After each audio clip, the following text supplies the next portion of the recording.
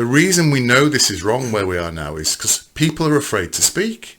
People are afraid to speak their minds. We're sitting here, you guys are sitting here now, and you're scared to say, I support Trump. You're scared to say, I voted Reform. You know what I mean? Over-feminised. We live in an over-feminised society, and those men themselves at a particular level have been over-feminised. They may not be cooks, but them going, I'm afraid to say that, is a form of over-feminisation. Yeah. Because a feminine trait, not a female trait, but a feminine trait, there's a difference, is about social cohesion. Because when men are out hunting, it's not about cohesion. It's about, I'm top tier, I'm at the pecking order, you're down there, you need to do as you're told, otherwise the bison's going to kill us all. You need to do as you're told, you need to do what we need you to do. So we're very structured like that. But the women back home in the tribe doing the cooking and look after children, they're more about peace and harmony, because you can't have a tribe where they're all against each other. So women are more compassionate, more willing to tolerate things, and more willing to do all those things. But now we live in a society where that has become, they've become traits that are seen as more valuable. So we've infected that into men, and men are becoming more feminized, but it destroys society. I'm tending to, I mean, I think, you're often labelled a misogynist by people you may know. But that's only your wife. Yes, I know. I didn't like to say that. But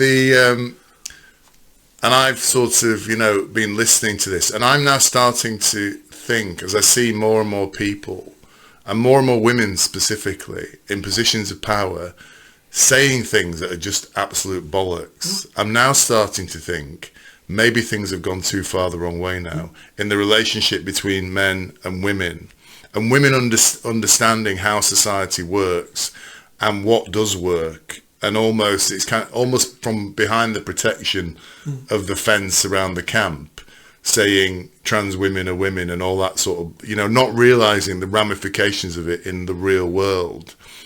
And because of their this trait we're talking about, I'm now starting to think maybe your view is maybe more accurate than I have been giving it credence for, basically. And I'm sure this will lose me a load of support from our female viewers. But I just think, has it gone too far now in terms of how women are emboldened? And I'm saying that but as I see women become more emboldened, I see men become less emboldened. Yeah. So I'm just wondering, has that dynamic gone to, because there's got to be a balance, hasn't there? There's got to be men, if you go back 30 years, men treated women not in the appropriate manner, and there were certain things happened in terms of abuse of women, the way women were treated or whatever. I think a lot of that was redressed. On the whole, women were treated a lot better in the past. Well, overall. Yeah, overall. But what I'm saying is I think there was sexism. There's no doubt about it. There was sexism when we were young, and certain things were said about women and that shouldn't have been said or whatever. And that a lot of that was fixed. And I would say in the 70s and 80s, we started to hit a nice balance point where the relationship between men and women looked quite good. Now, and men still spoke their mind and women were speaking their mind, and it was relatively balanced. Now it seems it's gone the other way. Men are cowering in the corner, scared to say things, as we were at that meal the other night. And women now speak freely. And I think I told you that I was out with my son and his girlfriend, and we were talking about abortion, and she said, "Oh, how can you support?" When I was talking about Trump, she said, "How can you support somebody who doesn't believe women should have a choice?" And I said, "Women having a choice is an opinion. It's not a right. It's not a certainty, but it's almost like this is the way it is now." And it's kind of, I thought that was a really interesting dynamic, and I just has it gone too far the other way? It has. So we need to look about the history of this. So there used to be two worlds, a man's world, a woman's world. The man's world was all about hunting and protecting the tribe. The women's world was all about raising children and social harmony. And that was what we were bred to do, genetically over a long time.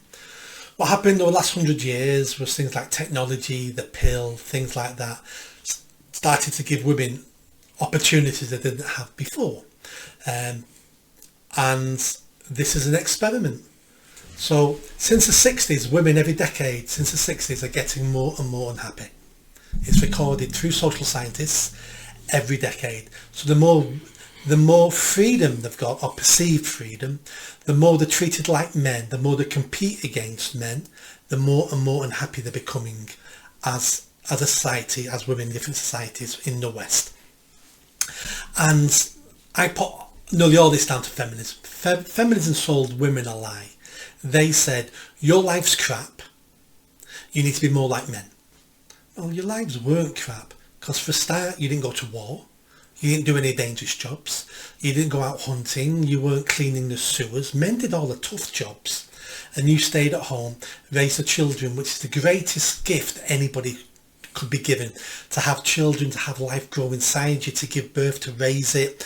You know, that's why women are on antidepressants now, because we've dragged them away from their children and made them work. Now, I don't want to force people to do anything they don't want to do. Feminists say, well, women weren't allowed to work. Women have always worked. Throughout the history of mankind, women have always worked. Otherwise, that family would have starved to death. Yeah. The people who didn't work were rich women. They didn't work. Yeah. But every other woman bloody worked, because they would have starved to death and their children would have starved. I talk about it in my book, my feminist book. I've got a theory that you need to get that on here, along yes, with the other one. The two world wars. I didn't mean now, but why not? The two world wars killed our best men. 1.25 million died of our best men.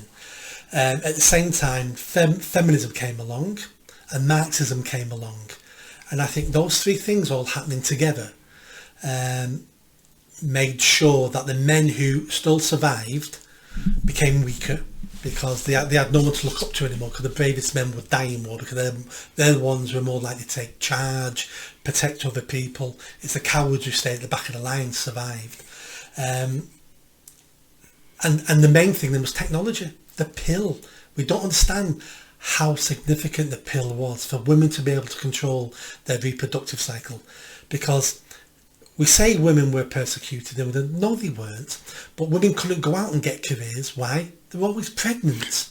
But can I put it to you that I think you're right, this has started to happen.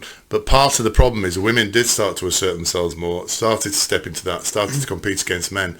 But men, instead of meeting them in the middle as their equals, then started to back off. And this is with the feminine. So I think the reason this has happened is women have, quite rightly, I think, learned to assert themselves more and take their place in society and butt up against men more.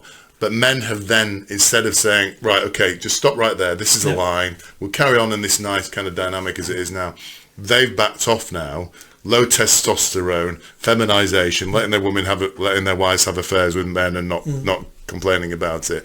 And I think that's part of the problem as well. So the women have ended up going further than they wanted to go. That is part of the problem. And the reason why men allowed it to happen is because men always put women ahead of men. We're more likely to take a bullet, to make sure a woman's not hurt, to look after them, to put their needs first. These are all traits that men have had to protect their women and their children. Social scientists have done studies on this. Men will always put women ahead of themselves and other men. Yeah. So when that dynamic changed really quickly, men just did what they've always done. Yeah, I support women. I want women to have better opportunities. So all these things were innate in men, and men didn't catch up. I saw I'm conscious we're talking about America here, but I saw an interesting example of this the other day. And I think it might have been J.D. Vance who was talking about it. He said he was somewhere and a guy told him a story, and he said, I saw a lovely thing. He said, there was a woman who'd been in conflict and her legs had been blown off, and she was with her husband, and as she was dying she said, tell my kids that I did it for them. And he said, it was a lovely kind of moment. And J.D. Vance said, that isn't lovely. We should not be putting women in the line of fire. Our women, we are here to protect our women, not to put them in positions where they get injured in conflict and they die and they can't look after their children. But the story was related to him by somebody who was saying, it may have been J.D. Vance, correct me if I'm wrong, viewers. The story was put to him like it was a lovely thing, because she'd said, I'm dying for my country. How can equality not be a wonderful thing? And the truth is, the vast majority of men make better soldiers Yeah. than the vast majority of women. Of course. If you look at the injury rate I couldn't find it for Britain when I was writing the book. I couldn't find stats for the British Army. I only could find it for the American Army. I can't remember the percentage now. It was high. It was like something like 18% of the American Army is women. 78% of all leg injuries of soldiers in the American Army are women. Really? We call them the weaker sex for a reason. It's not an insult to call them No, the they weaker are sex. physically weaker. They're physically weaker. They're born to be weaker. Their hips, the angles of the legs, their strength, the grip strength, it's all weaker. That's not an insult. It's because you don't need tough and strong grip if you're raising a baby. So I've always wondered why that. I've never quite understood that. Why evolutionary and genetically women should be weaker than men. Because if you look at lionesses... Weaker than men. Weaker than the males. Are they? Of course they are. Why do they do all the hunting then? Because the male role is to protect the lionesses. All right. The lioness's role is to do most of the hunting and rear the cubs. It's not a bad life being a lion, is it? Well, he's constantly fighting all the other lions who are coming along trying to cook him. It sounds like Sale on a Saturday night. Or maybe Altrincham on a Saturday night. Well, they will do now. Oh, God. Simba! Did you enjoy that video? I think you did. Come on now, hit that bell, subscribe, comment. Let's build this channel. I need more followers, I need more subscribers. Be part of the journey. See you soon.